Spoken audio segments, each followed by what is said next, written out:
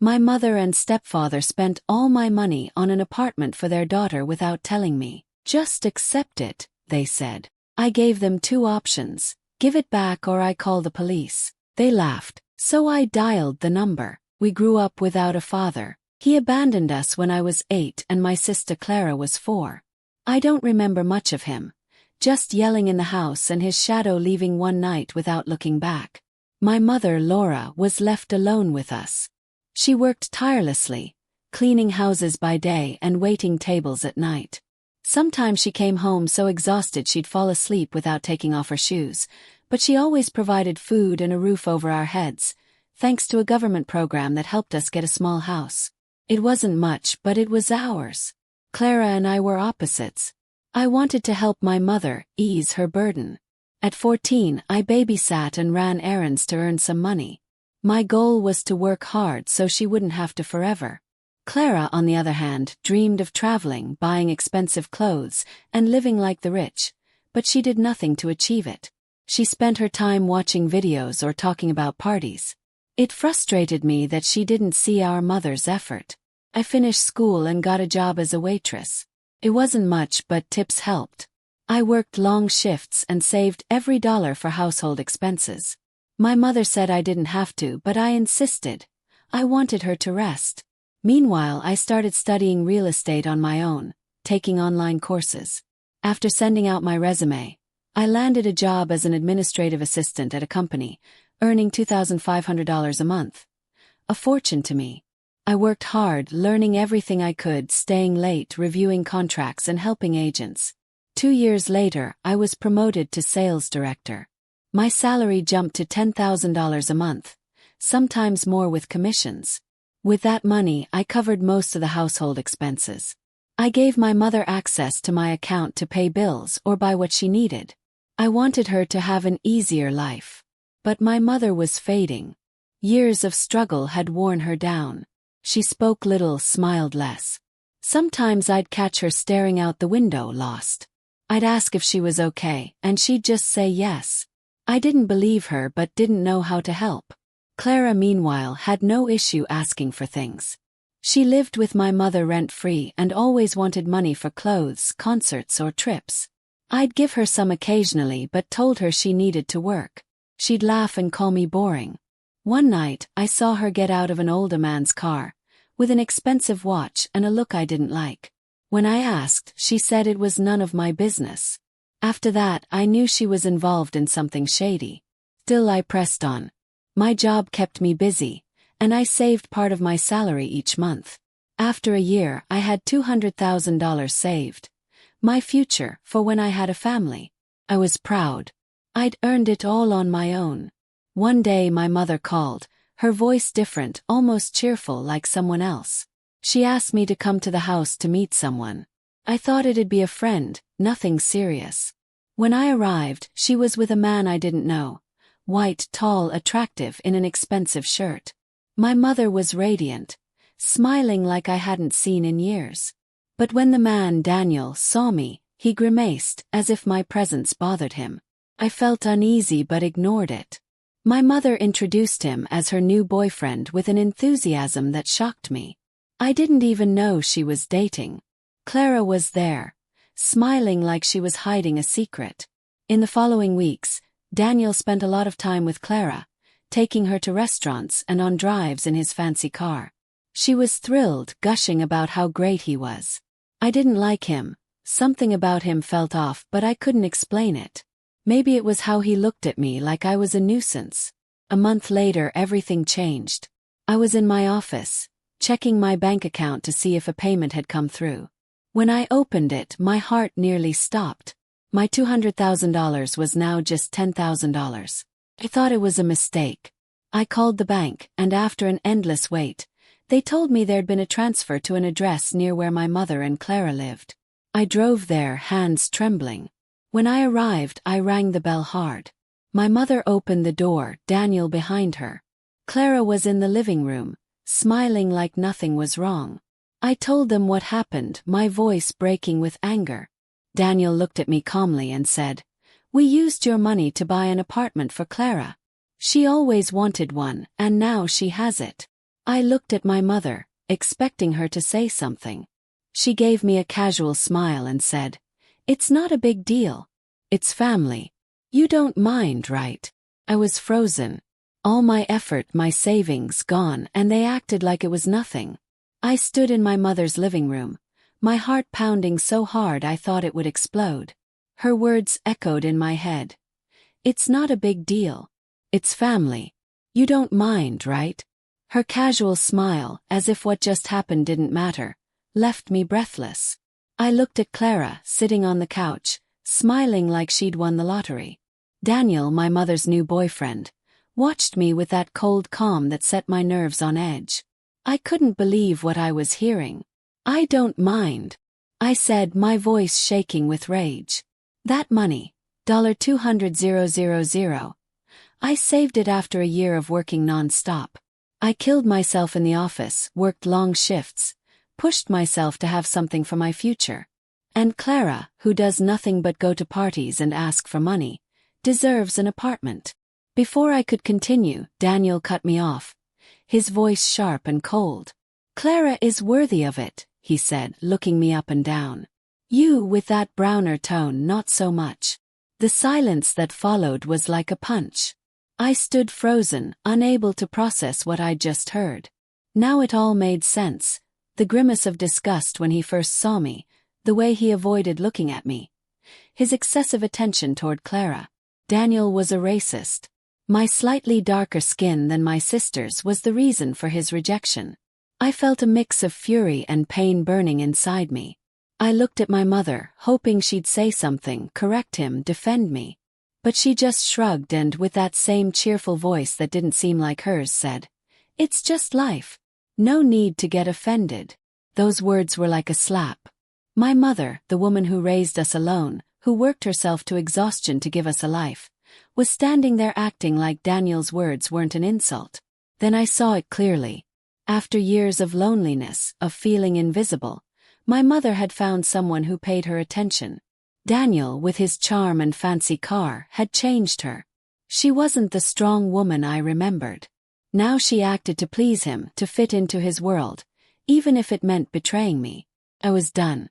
The anger surged through me, and I couldn't hold back. "This isn't over," I said, looking at my mother and Daniel. "You have 2 days to return my money. If not, I'm calling the police." Daniel let out a laugh like my threat was a joke. My mother laughed with him, shaking her head as if I were being dramatic. Clara didn't even look up from her phone. I felt invisible, like everything I'd achieved meant nothing to them. Without another word, I turned and left the house. When I closed the door, I felt something inside me break. I drove to my apartment, my mind clouded. I sat on the couch, staring at the wall, thinking about my mother, how loneliness had transformed her. I remembered the days when she'd come home exhausted but still made us laugh with some silly story. Now she seemed like a stranger, trapped by a man who manipulated her with flattery and promises. My heart ached, but the anger was stronger. I couldn't let them get away with it. 2 days passed and I got no calls or messages. My mother didn't bother to explain or apologize. Instead, Clara sent me photos of the apartment. White walls, new furniture, a city view. In one photo, she posed on the balcony, smiling in an expensive dress. The message read, "Look how amazing this is." I couldn't believe her audacity. My money, my effort, had paid for that luxurious life she didn't deserve. There was no going back. I picked up my phone and called the police. I told them everything. How my mother and Daniel took $200,000 from my account without my permission. How they'd bought an apartment for Clara. The officer who took my call was kind but direct. She asked me to gather any proof I had. Bank statements, messages, anything showing what they'd done. I said I'd have it ready.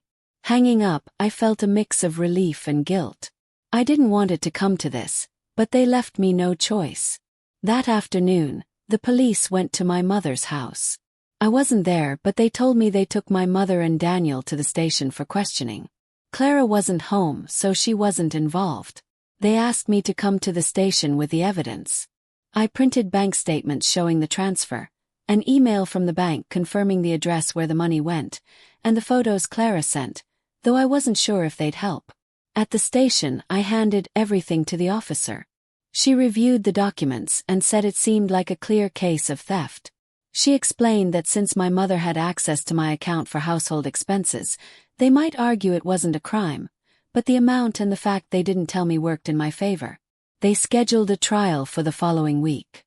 I went home feeling a weight in my chest.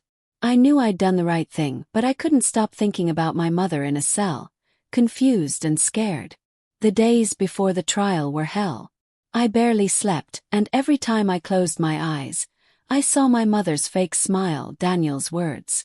Clara sent me an angry message, calling me a traitor and saying I was destroying the family. I didn't reply. My mother didn't contact me, and that hurt more than I wanted to admit. I prepared with a lawyer I hired, a serious man who assured me the case was solid. Together we gathered more evidence. Documents of the apartment purchase registered in Clara's name, and a record of the transfers showing the money went straight from my account to the real estate company. The trial came quickly. I sat in the courtroom with my lawyer, while my mother and Daniel were on the other side with their own lawyer. My mother looked nervous, but Daniel kept that arrogant calm. Clara wasn't there, which surprised me, but I didn't ask why. The judge heard our case first. My lawyer presented the bank statements, the apartment photos, and the purchase documents, explaining how I'd worked to save that money, how my mother had limited access to my account for basic expenses, and how I never authorized such a large transfer. Their lawyer tried to argue that as family, the money was shared, but the judge didn't seem convinced. When I was called to testify, I told everything. My effort, the savings, the betrayal. I didn't look at my mother while speaking. I couldn't. When the judge asked if I had anything else to add, I showed Clara's photos, explaining they were proof of how they'd used my money. The judge nodded and moved to the next testimony. My mother spoke little, saying she thought it was okay to take the money because we were family. Daniel, however, tried to blame her, saying it was her idea. That disgusted me. The judge listened to everything and then retired to deliberate. When he returned, he gave his verdict, a suspended sentence. My mother and Daniel had 1 month to return the $200,000, or they'd face 7 years in prison for first-degree theft. We left the courtroom in silence. My mother tried to approach me, but I ignored her. I didn't want to talk, not after everything. I drove home, my mind blank. At home, I sat on the couch, thinking about what had happened. I didn't want my mother to go to jail despite everything. I just wanted my money back, for them to acknowledge what they'd done. But part of me felt guilty. She was my mother, the woman who raised me. How had we gotten here? The following weeks were tense. I didn't speak to my mother or Clara. I stayed busy with work, trying not to think about the deadline approaching. 3 weeks later, I got a bank notification. A $200,000 transfer to my account. I called the bank to confirm, and they said the money came from an account linked to Daniel. I didn't know how they got it, and I didn't care. They'd returned it, and the sentence was lifted. I sat in my apartment staring at the bank screen. The money was back, but nothing felt the same. After recovering my money, something changed in me. The betrayal by my mother and Daniel, along with Clara's attitude, made me rethink everything. I realized Daniel was financially supporting my mother and sister, covering their expenses like some hero. I'd been the family's backbone for years, but now that he was there, I decided to step back. I stopped sending money and paying their bills. If Daniel wanted that role, let him have it. I needed space to heal. One afternoon, my mother called. Her voice had that cheerful tone that wasn't quite hers, but this time it seemed softer, almost vulnerable. She asked for a favor. She needed me to pick up some important papers from her house. She said Daniel was spending time with Clara, calling it father-daughter time. The idea gave me chills, but I didn't say anything. Despite everything, I still loved my mother. I knew her recent actions weren't entirely her own. They were the result of years of loneliness and a man manipulating her. I agreed to help. She told me the key was under the mat and the papers were in her room. When I got to the house, everything seemed normal. The front door opened with a key, and I saw Daniel's things on the couch, an expensive jacket, shiny shoes. I went upstairs to my mother's room, but as I passed the hallway, I heard noises from Clara's room, laughter and murmurs. Something told me not to ignore it. I approached quietly and looked through the slightly open door. What I saw left me cold, though it didn't entirely surprise me. Clara and Daniel were in bed, too close, too comfortable. I wanted to scream, make a scene, but I held back. I heard Daniel's low, honeyed voice. "I love girls like you, young and pretty," he said. "When I finish paying my debts, I'll buy you another apartment if you keep behaving well with me." Clara laughed like it was a game. Made me sick. Everything clicked. The constant outings, the way Clara talked about him, his obsession with her.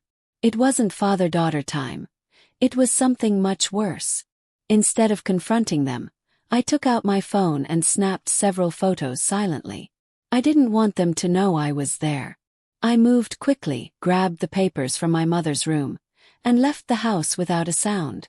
As I drove to meet my mother, my mind was a whirlwind. I thought about the pain this would cause her.